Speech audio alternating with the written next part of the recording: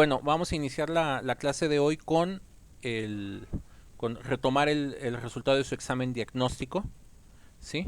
Siempre que quieran ver sus resultados, pueden ingresar aquí a tareas y van a encontrar las categorías de tareas que no han hecho. Ahorita no he dejado nada nuevo. Y las tareas que ya están devueltas, ¿sí? Entonces pueden ingresar aquí. eh, y bueno, a mí me aparece la lista de tareas, pero aquí les va a aparecer su tarea y el puntaje que hayan sacado.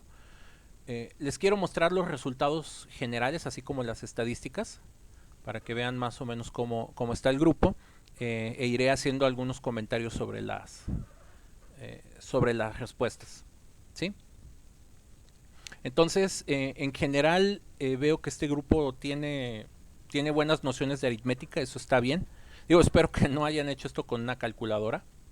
Sí, o sea, que estén conscientes de cómo se hace a mano. Digo, más allá de que a lo mejor se puedan equivocar en alguna cifra cuando hacen las cuentas a mano, para no equivocarse en las cuentas a mano, pues hay que tener práctica, ¿no? Los ejercicios uno y 2 los puse un poquito en el sentido de ver si no me confunden sumas y restas o las reducciones de términos semejantes con las multiplicaciones. Desafortunadamente este es un error muy común que les pasa a algunos de ustedes. Eh, Obviamente esta es la versión más sencilla, la gran mayoría no tuvo problema, pero cuando empezamos a poner más operaciones juntas, este es uno de los errores más comunes de cuando uno es un novato en las matemáticas. Cambiar una suma resta por multiplicación. ¿Sí?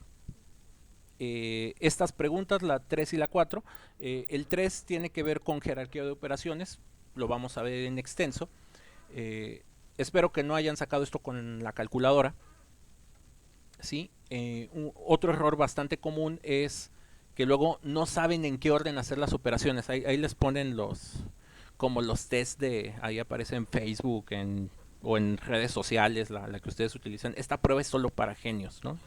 Y les ponen así una pregunta de estas y la gente ahí se agarra peleando. Eso no debería ser motivo de debate. Hay jerarquía de operaciones y si tienen la duda en el peor de los casos, lo pueden escribir o sea, como lo vean escrito, lo pueden meter en una calculadora y la calculadora tengan por seguro que lo hará bien.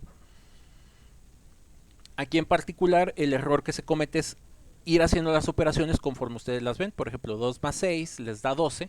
Luego, no, perdón, 2 más 6 les da 8, 8 por 2, 16. 16 entre 4 les da 4, ¿no? Y ya como no vieron el 4 aquí, ya lo dudaron y empiezan a hacer las operaciones en otro orden, pues hasta que les queda.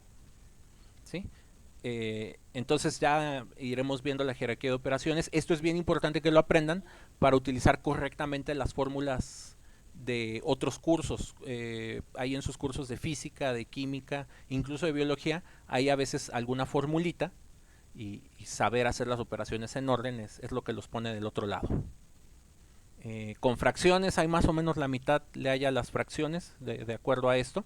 ¿Sí? Esto se puede hacer en una calculadora, pero la importancia de que vayamos a ver y a repasar todas las fracciones consiste en que muchos procedimientos algebraicos en realidad se hacen con las mismas reglas que los procedimientos aritméticos. Si yo les pongo una suma de fracciones algebraicas y ustedes no saben hacer fracciones aritméticas, no van a saber qué hacer. Si ustedes saben bien las fracciones aritméticas y copian los pasos que hacen, encontrar el común denominador, multiplicar, dividir, pasar signo, dividir, multiplicar, pasar signo, resulta que con las fracciones algebraicas se hace idéntico e incluso con las fracciones algebraicas hasta puede llegar a ser más sencillo porque no aparecen tantos números. ¿Sí? Entonces, algo bien importante a lo largo del curso es, si no lo sé en aritmético, no lo voy a saber hacer en álgebra. ¿Sí? O, no sé cómo se hace en álgebra, pero me acuerdo cómo se hace en aritmético, entonces ya vas a poder hacer la operación. El número 5, más o menos poquito más de la mitad lo tuvo bien. Ahí en las calculadoras científicas tú puedes poner 64 elevada a la 1 medio, eso no es ningún problema, pero esto tiene que ver con algo que se llama notación. ¿Sí? Notación es la forma en la que tú puedes utilizar algún símbolo o alguna forma de escribir para representar otra cosa. Este es el cuello de botella con el cual se sufre mucho, por ejemplo, para leer o estudiar un artículo o un libro de matemáticas, que ves un montón de símbolos raros y no sabes, no sabes qué significan. Entonces resulta que una potencia fraccionaria corresponde a algún tipo de raíz. Entonces la potencia fraccionaria de un medio corresponde a la raíz cuadrada. Incluso aquí siendo más propios, nada más que ese 2 no se acostumbra a poner, pero lo podemos poner. Esto significa esto, la raíz cuadrada de 64. Y la raíz cuadrada de 64 es 8. 8 por 8 da 64. Y no solamente eso, en matemáticas, o al menos el enfoque que yo le quiero ir dando al curso, la matemática se trata de que tú amplíes tus opciones, no de que las cierres. Es muy común en matemáticas que se diga que cierta operación o cierto procedimiento o cierta problema o ecuación los tienes que hacer por un método. Te dicen, resuelva por el método de suma y resta el siguiente sistema de ecuaciones. Y si no lo haces por suma y resta está mal. Esa forma de ver a las matemáticas es un error muy terrible que tienen muchos profesores. Lo que yo quiero hacer en el curso, o en cualquier otro curso que lleven conmigo de matemáticas, yo les quiero enseñar todas las opciones, todos los caminos, todas las versiones, todas las herramientas. Y ustedes podrán escoger la que más les guste. Y más aún, no solamente escoger la que más les guste, sino que para cada tipo de problema, una herramienta puede ser mejor que otra. ¿Sí? Pasa mucho en los sistemas de ecuaciones. A todos les gusta hacerlos por suma y resta porque dicen que es el método más fácil, y cuando dicen el método más fácil yo lo digo entre comillas.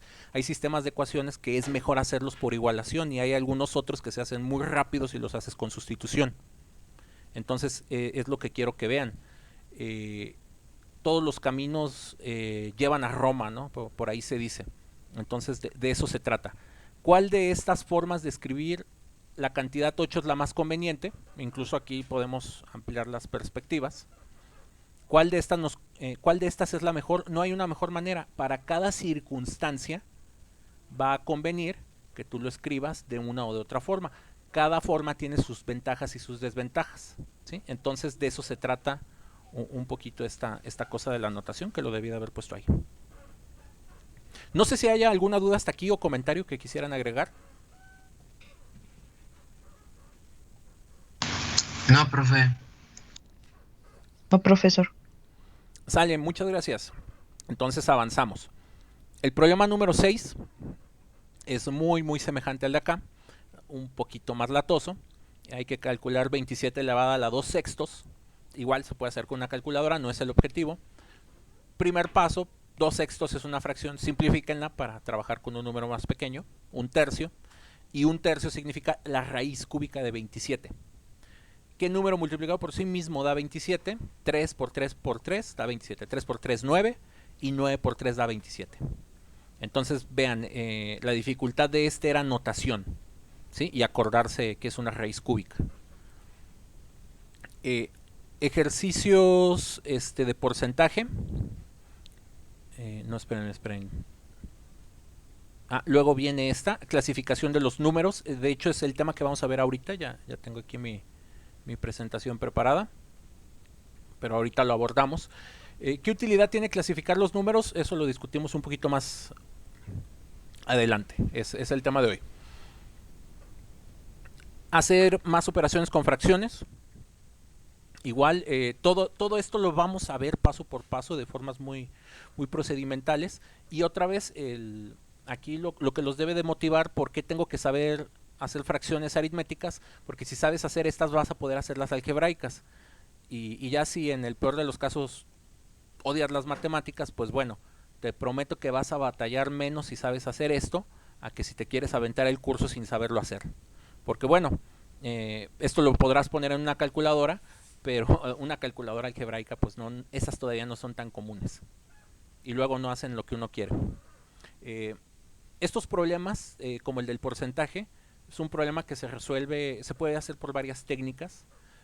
Pueden multiplicar 650 por punto 15, eso significa sacar el 15%, o lo pueden hacer con una regla de 3. Ya iremos viendo todos los temas de razones y proporciones.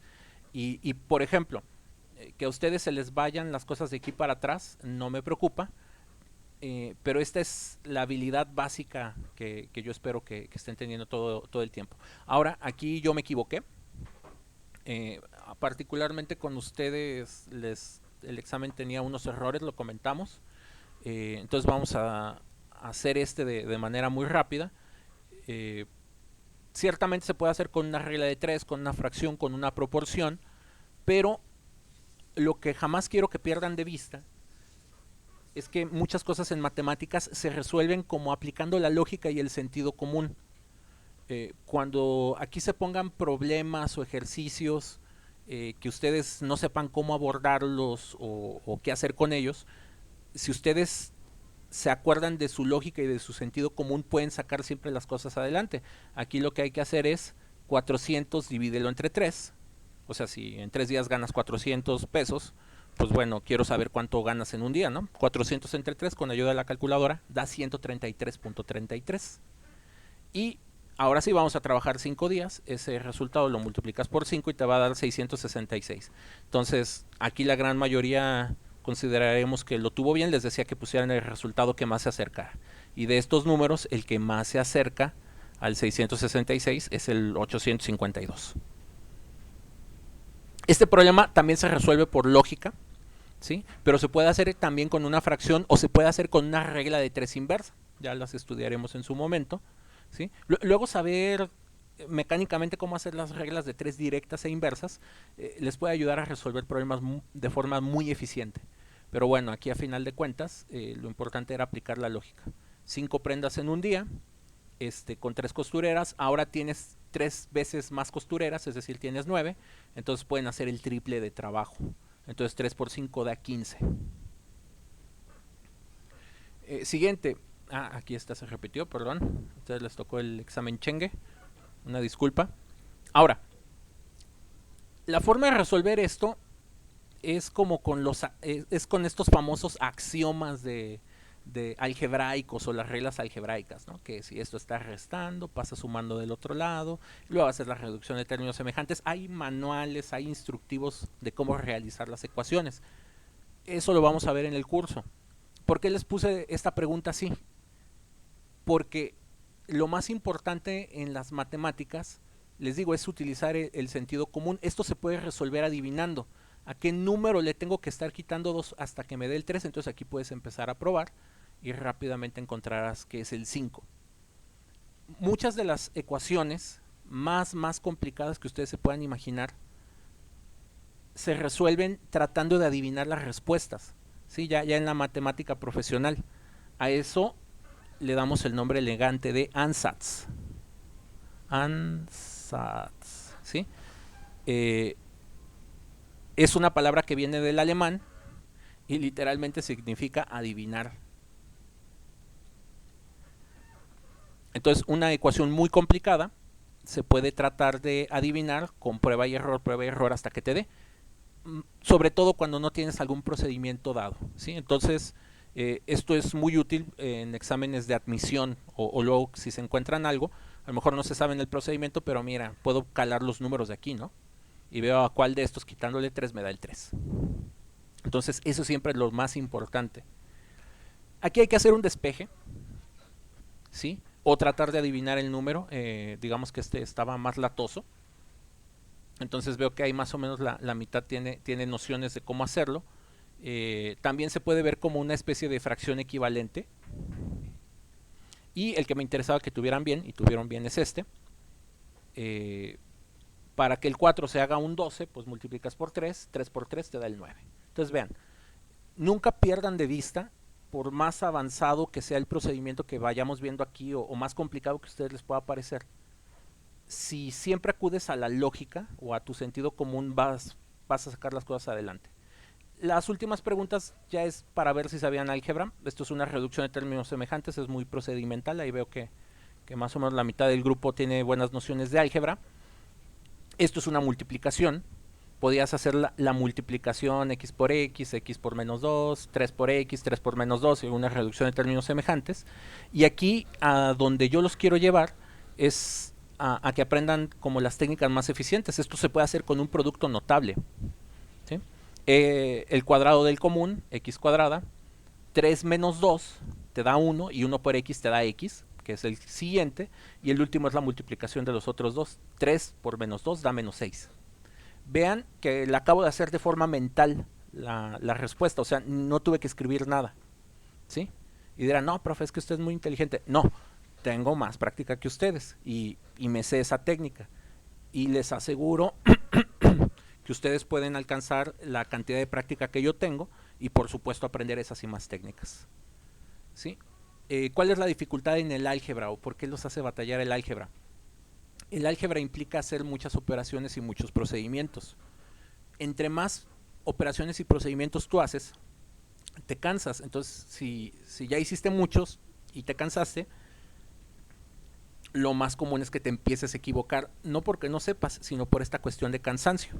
Entonces, esa es la ventaja de que tú sepas técnicas como el producto notable. Puedes hacer esto en menos pasos y si lo haces en menos pasos significa que te cansas menos. El 18. Bueno, el 18 hay que hacer una división de casillero. Eh, los, hablando de más dificultades que seguramente han tenido, ustedes vienen ya de estar en más de un año en clases presenciales, perdón, en clases no presenciales, clases a distancia. Entonces, si esto tú no lo aprendías cuando te vigilaba el profesor, pues bueno, ahora que el profe no te vigiló y te dejó ahí aventado con unos videos, pues lo aprendiste menos. Entonces, vamos aquí a recuperar o vamos aquí a aprender cómo se hace esto paso por paso, este tipo de divisiones. Es parte del temario. Pero sí quiero que estén muy conscientes que a lo mejor el curso podrá ir rápido en ocasiones porque tenemos que revisar demasiados temas. Y desafortunadamente la DGB en sus planes de estudio considera que esta es una materia de repaso, no de aprendizaje. Ellos suponen que ya ustedes vieron esto y que aquí nomás vienen a acabar de refinarlo, ¿sí? De afinarlo. Entonces sí les voy a pedir que se pongan las pilas. Ahora, si ustedes no saben cómo se hacen estas divisiones o se acuerdan y les dan miedo, también esto se puede hacer de una manera alternativa. Esto de aquí se puede factorizar en esto de acá, ¿sí? Si tú multiplicas este por este, te da todo esto de aquí arriba. Y ve, tienes lo mismo arriba y tienes lo mismo abajo. Cancelas uno de arriba con uno de abajo y te queda la respuesta, que es x más 1. ¿Sí? Entonces, si tú haces esta división, te va a dar exactamente el mismo resultado. Te va a dar el resultado de x más 1. ¿Qué método es menos cansado y más rápido y más eficiente? El de acá. Entonces, por eso es importante que vayamos reforzando y aprendiendo todos esos temas. Esto se hacía con la fórmula general. Estoy seguro que muchos de ustedes saben usar bien la fórmula general y que habrán podido obtener esto con decimales, ¿sí? La intención de la pregunta 19 es ver qué tanto manejan números irracionales o raíces cuadradas, ¿sí? Y bueno, pues aquí esperaba un porcentaje bajito, pero bueno, veo que no son pocos los que tienen nociones de cómo manejarlo, ¿sí? Y aquí les agradezco que le hayan puesto, que no hayan tratado de adivinar, que le hayan puesto el no sé. Y eso me da pauta para saber que este tema nos podemos ir rápido, ¿sí? O ejercicios de este nivel, no en el sentido de que no los veamos, pero el tiempo que nos ahorremos aquí, por supuesto que lo vamos a poder invertir en que ustedes aprendan lo que no saben. Y este último pues es un sistema de ecuaciones que se puede hacer por método de suma-resta, por igualación, sustitución. Y bueno, si ustedes no saben nada de sistemas de ecuaciones, a veces los sistemas de ecuaciones se pueden resolver como por lógica y más si les sugieren las respuestas. Entonces aquí es evidente que A y B tienen que ser el mismo número para que un número menos sí mismo le dé 0. Entonces las opciones eran 1 o 3 y con la segunda ecuación podías tratar de completar. Entonces cuando A vale 1, 2 por 1 te da 2, más 1 te da 3. 3 es igual a 3, entonces esta es la buena. Y vuelvo a lo mismo. En matemáticas se vale adivinar, ¿sí? Se vale intuir. De hecho, eso es lo que hace una buena parte de los ingenieros, ¿sí? Entonces hay que ir desempolvando, digamos, quitándose, desaprendiendo esas ideas arcaicas de que la matemática solo hay de una manera y tiene que ser el procedimiento que diga el profesor. No. Si aquí alguien se sabe una forma de hacer las cosas, dígalo y hasta yo les puedo aprender algo. De eso se trata la matemática, explorar todas las posibilidades. Entonces, aquí está el resumen del examen. No sé si tengan dudas o comentarios. Todo claro, profe. Sale, muchas gracias, Daniela. Y bueno, pues vamos a la clase. La clase de hoy está cortita. Sí, nada más vamos a ver la primera diapositiva, no las vamos a ver todas. Entonces, esto lo vemos mañana. Solo vamos a platicar de esto. La clasificación de los números. Entonces, vamos a tratar de ser realistas con el tema. ¿De qué sirve inmediatamente que ustedes ya se sepan la clasificación de los números? Pues ahorita en el corto plazo no les va a servir de nada. La clasificación de números es como de esas cosas técnicas, teóricas, que tú aprendes, ¿no? Ah, sí, pues están tales o cuales tipos de número. En qué materia de matemáticas va a ser útil que ubiquen esta clasificación de números? Cuando lleven matemáticas 4, en matemáticas 4 va a ser muy importante que ustedes recuerden esta clasificación para entender ciertos temas que van a ver ahí. Pero bueno, la otra utilidad que tiene el clasificar los números es que ustedes vayan aprendiendo lo que es como una estructura algebraica o una estructura lógica y que también comprendan o entiendan por qué las matemáticas a veces se enseñan de tal o de cual forma, ¿sí? Entonces, el número base es el 1. Con el número 1 y todas las operaciones que ustedes ya conocen, siempre pueden construir cualquier número. Entonces, por eso aquí lo pongo como en una categoría separada, ¿sí? Y vamos a tener los primos y los compuestos. Ahorita los discutimos. El conjunto del número 1 con los primos con los compuestos se le llama números naturales y se representa con esta n mayúscula. Para que jamás se les olvide, los números naturales se les llama de esa manera porque se aprenden como el idioma. Se aprenden de forma natural. Estos son los números que ustedes aprenden por convivir con otras personas. La matemática es parte de la naturaleza intrínseca del ser humano. Se puede escuchar exagerado, ¿sí? Pero la matemática es parte de nuestra naturaleza. Vamos a ponerles un buen ejemplo.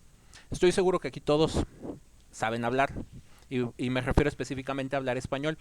Por supuesto que les pueden fallar algunas reglas de ortografía, gramaticales, a lo mejor no pronunciamos bien alguna palabra o se nos chispotea cómo conjugamos un verbo o agregamos una S, pero si aquí no sé, los secuestran y los liberan en España, les apuesto que con su español perfectamente se entienden con cualquier persona de por allá. Lo peor que puede suceder es que a lo mejor tú uses una palabra que no es común para ellos o viceversa y ya. Y sin embargo les apuesto que van a poderse explicar o van a poder aclarar esas palabras que no se entienden. Aquí viene la pregunta. ¿De aquí alguien tuvo que ir a clases de español para aprender a hablar? O sea, sus papás los tuvieron que mandar a una escuela para enseñarlos a hablar. ¿Algún caso?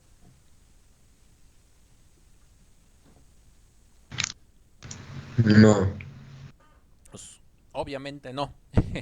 Digamos, es muy tonta la pregunta, ¿sí? Les voy a poner otro ejemplo. Les apuesto que si ahorita los secuestran, o sea, lo digo, los secuestran porque los van a obligar a hacerlo, no les van a preguntar. Si ahorita ustedes aparecieran en Estados Unidos y los dejamos ahí abandonados, les apuesto que en 3 meses ustedes están hablando inglés. No les digo que inglés perfecto, con acento, con todo el dominio que tienen de español, pero les garantizo que van a aprender inglés. ¿Qué es lo que sucede? Las personas por convivencia somos Los seres humanos somos seres sociales, entonces para comunicarnos pues aprendemos cosas, ¿no? Entonces los números naturales se llaman naturales porque se aprenden de forma natural. Estos son los números de contar. Las personas que ubican al Conde Contar ahí de Plaza Sésamo, o la versión Sesame Street, o lo que hayan visto, esos son los números de contar. Los niños, cuando eres un niño pequeñito, así como aprendes español de estar escuchando a la gente de tu alrededor, también aprendes matemáticas, ¿sí? El ejercicio de cuántos años tienes, y el niñito empieza a estirar los dedos y los empieza a contar, ¿no? Eh, entonces por eso se llaman números naturales. Contemplan al número 1, al 2, al 3, al 4, al 5 y un gran, etcétera, ¿sí? Entonces, no sé si hay alguna duda con cuáles son los números naturales. No, profe. No, profe. Sale, muchas gracias. Entonces, avanzamos. El cero no es un número natural, ¿sí? ¿Por qué el cero no es un número natural? Porque no sirve para contar. O sea, ¿cómo vas a contar algo? ¿Cómo vas a contar nada? ¿Sí? Fíjense, no tiene lógica. Para contar algo tienes que tener, ¿sí? Y si no tienes nada, pues no lo puedes contar. Entonces, el número cero no es un número natural, ¿sí? Los números naturales se subdividen en el número 1. El número 1 tiene una categoría especial. Y se pueden separar en los números primos y los números compuestos. Resulta que con los números primos, a través de sumas y de multiplicaciones, por eso ahí pongo el signo por y signo más, tú puedes construir a los números compuestos.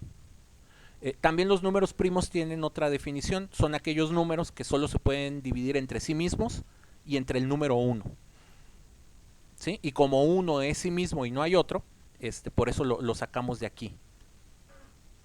Entonces, estos los vamos a estudiar más a detalle conforme vayamos viendo las fracciones.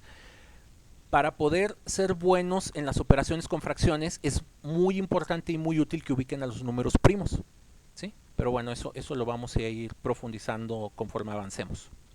Al conjunto de los números naturales con el 0, con los enteros, con los números negativos, perdón, aquí se me fue, ahí olviden la palabra entero, táchenla. ¿Sí? Con los números negativos se le conoce como el conjunto de los números enteros y son representados con una Z mayúscula, ¿sí? Los números naturales se lo pueden imaginar como tener cosas, mientras que los números negativos se los pueden imaginar como deber cosas, ¿sí? Entonces tú vas a la tiendita, compras las papas de 10 pesos, compras un chicle de 2 pesos y bueno, ¿cómo se llama? Tú solo traías 8 pesos, ¿sí? Entonces, te gastaste 2, ¿cómo se llama? 12, ¿sí? Debes 12 pesos, le voy a poner, perdón, signos menos aquí. Ay, creo que lo tengo que borrar para evitarles confusiones. Aquí estás. Perdón, vamos a borrar esto. Va otra vez. Te compras unas papas, entonces como te estás gastando, como estás debiendo, lleva signo negativo, te compras un chicle y tú nomás traías 8 pesos. Y bueno, como el tendero es tu cuate, te deja que te vayas, pero tú sabes que le debes 4 pesos al tendero. Entonces los números positivos los puedes utilizar para representar cosas que tú tienes o que están a favor de algo, mientras que los números negativos los puedes utilizar para representar cosas que debes o que vas a perder o que ya perdiste, ¿sí? Y al conjunto de estos números junto con el 0 se le conocen como los enteros. ¿Por qué se utiliza una Z? Bueno, para representar a los enteros, la razón de usar la Z viene de la palabra Zahl. Zahl es una palabra en alemán, muchos términos, muchas palabrejas que aparecen en las matemáticas vienen del alemán, ¿sí? Y Zahl significa número, por eso se utiliza la letra Z. Y bueno, acá ya también les había platicado de esta otra, el Ansatz. Ahora, hasta aquí, conforme nosotros vamos pasando de una categoría más particular a una más general, por ejemplo, verán que cuando estamos en los números naturales, solo vamos a poder hacer sumas y multiplicaciones. ¿Por qué solo sumas y multiplicaciones? Eh, digamos que cuando tú estás en la primaria y te están enseñando las operaciones básicas, si tú tomas cualquier número natural y lo sumas con otro número natural, vas a ver que el resultado es otro número natural. Entonces eso no te va a ocasionar conflicto. Lo mismo pasa con la multiplicación. En cambio, si tú haces esto, tú empiezas a meterle restas a los números naturales, pues vas a ver que aquí no obtienes como resultado un número natural. Maestra, ¿cómo que menos 4? Va a decir un niño de 6, 7 años. Entonces esto al niño le cuesta trabajo entenderlo, y para no meterte en problemas, por eso aquí no metemos a la resta, ¿sí? Y mucho menos nos ponemos a hacer divisiones.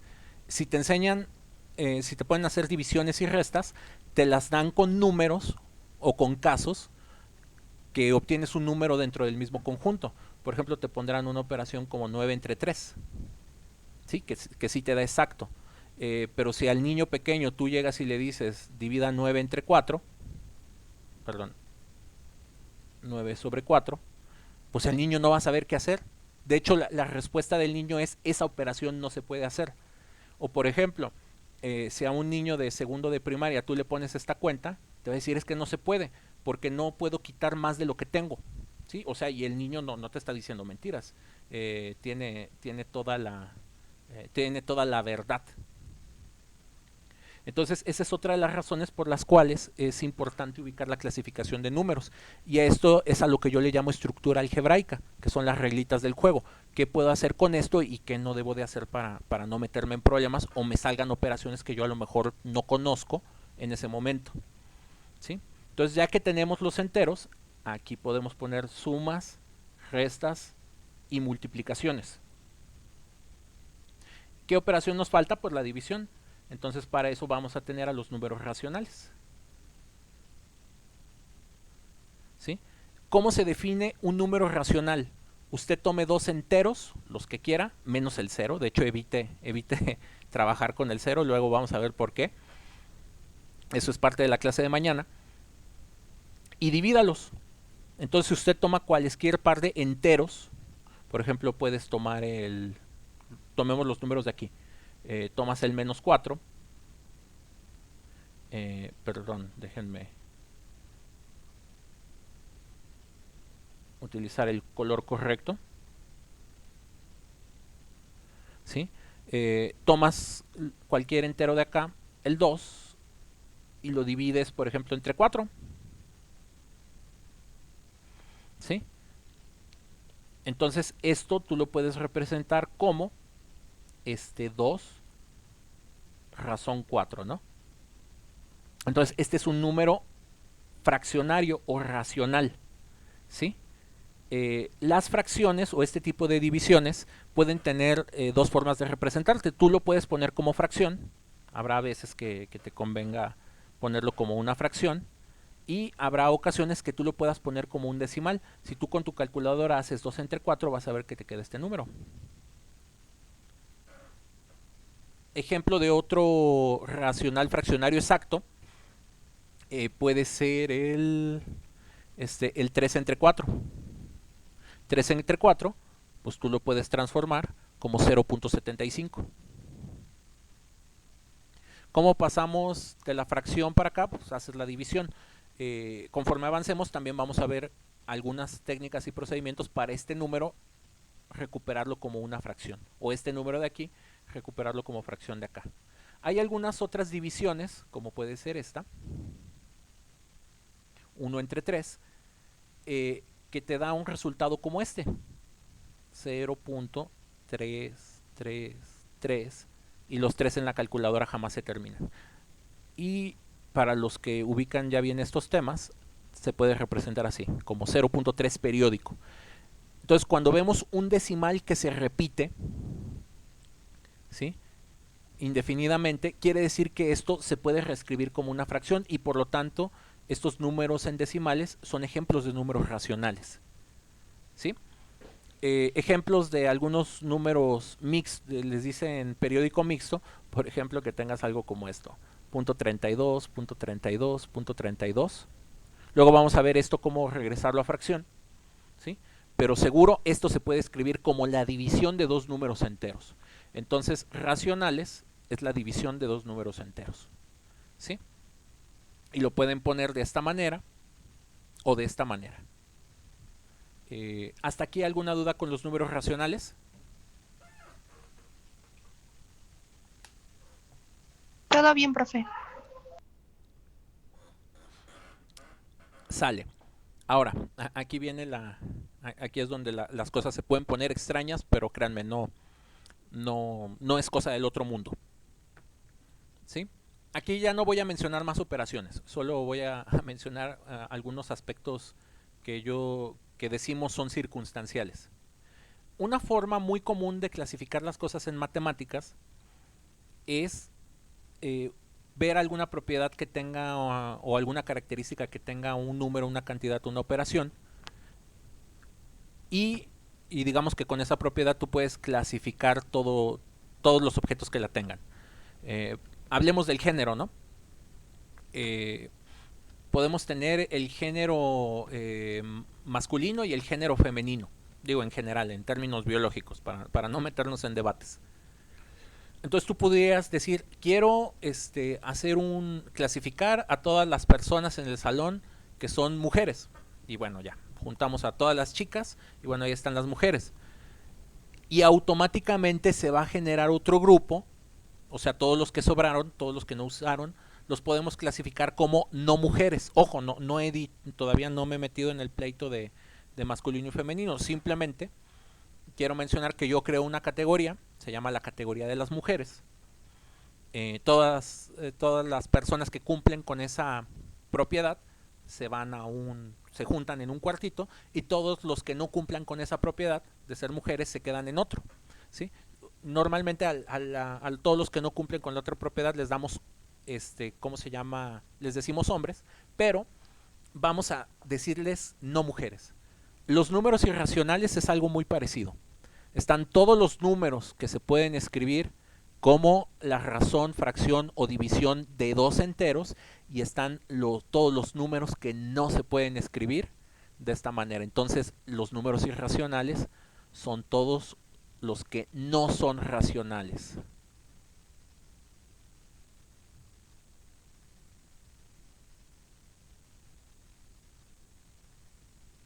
Ay, disculpen mi horrible letra. Ejemplos de números irracionales. Pi. Y para que esto se vea todavía más claro, vamos a sacar aquí la calculadora. Es lo bonito de dar clases en línea. Entonces por aquí tengo a pi.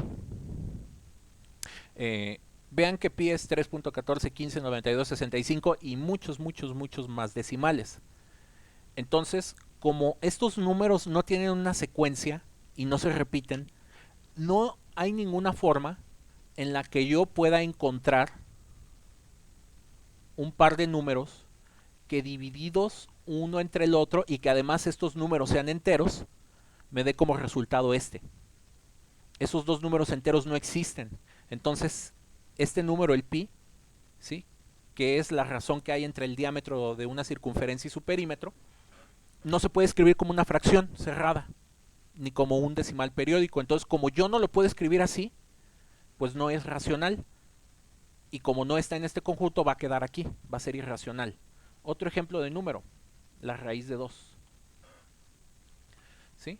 Si aquí nosotros calculamos la raíz cuadrada de 2, da este número. Vean que no tiene ningún orden, no tiene ninguna secuencia, se repiten al azar todas las cifras. Entonces no hay ninguna manera en que este número 1.4142, etcétera, yo lo pueda escribir como la división de dos números enteros. Y como no puedo hacer eso, por eso le llamo irracional. ¿Sí? Entonces, esos son los números irracionales, todos los que no son racionales. Vamos a poner un contraejemplo. Vamos a poner aquí a la raíz cuadrada de 36.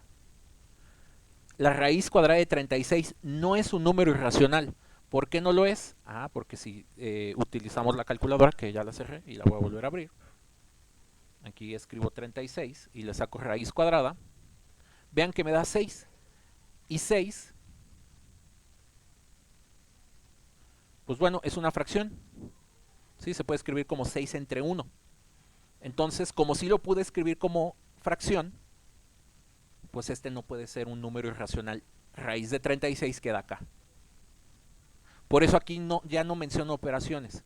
Hay números, obviamente conforme se empiezan a trabajar las potencias y las raíces cuadradas, empiezan a aparecer estos números. O ya que vamos a campos de la geometría u otras cosas más complicadas. ¿Sí? Entonces estos son los irracionales.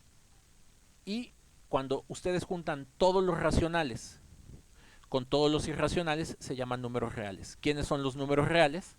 Los números de la recta numérica. Entonces todos los números que yo escribí por aquí, yo puedo hacer mi recta numérica y los puedo encontrar en las distintas posiciones de la recta. Entonces todos los números reales se representan o se encuentran metidos en la famosa recta numérica. ¿Sí? El 1/3 lo encuentran por aquí, la raíz de 2 lo encuentran por acá, que es 1.41, el -4 está más para la izquierda, el 0.5 lo encuentran aquí. Entonces todos estos números los podemos acomodar sin ningún problema por acá. ¿Sí? Conforme yo voy descubriendo más operaciones y voy resolviendo algunos tipos de ecuación, me van a aparecer estos números que se llaman números imaginarios. Cuando veamos ecuaciones cuadráticas vamos a platicar estos. ¿Sí? Ahorita no tiene caso entrar en los detalles.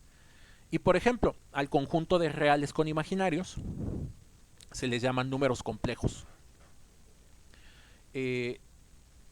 ¿Habrá más tipos de números? La respuesta es sí.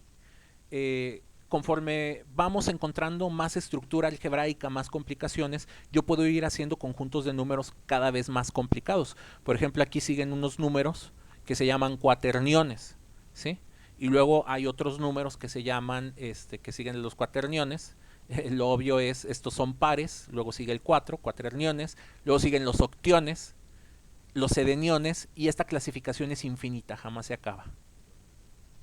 ¿Qué tipos de números vas a utilizar? Bueno, depende de los que ocupes para resolver tus problemas.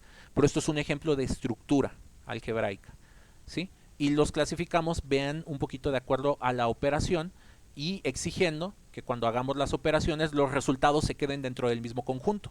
Y todo esto que les estoy platicando es una buena introducción a un estilo más formal de matemáticas. Entonces, vean que damos el brinco de cosas muy sencillas hasta cosas ya muy complicadas. Entonces, esa es toda la clase de hoy.